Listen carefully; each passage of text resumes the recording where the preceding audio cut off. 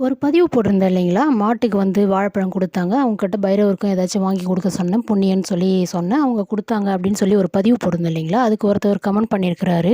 "இத எப்படி நாங்க நம்புறது? நீங்க அத வீடியோ எடுத்து போட்டிருந்தீங்கன்னா, நாங்க நம்புவோம்." அப்படின்னு சொல்லி கமெண்ட் பண்ணியிருக்கிறாருங்க.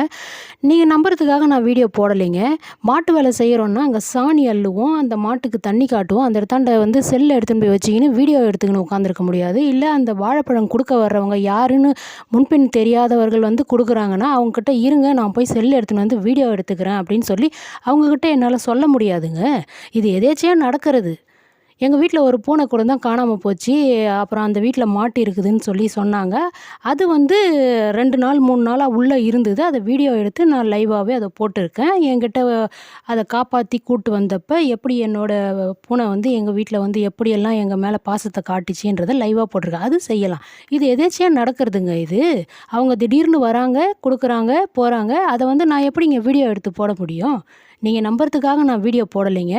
நீங்க பார்க்க வேணாம். யாராவது வந்து ஆர்ட்டிஃபிஷியலா வீடியோ கிரியேட் பண்ணி போடுவாங்க. அவங்களுக்கு போய் லைக் பண்ணுங்க. அவங்களுக்கு சப்போர்ட் பண்ணுங்க.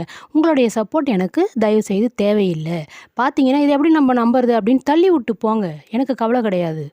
என்னால இது மாரி பேசி தான் பதிவா போட முடியும். நான் செல்ல கையில வச்சுக்கிட்டே வந்து மாட்டு வேலை செய்ய முடியாது. என்னுடைய வேலை அந்த மாதிரி. ஒண்ணும் கையெழுத்து போடுற வேலை கிடையாதுங்க.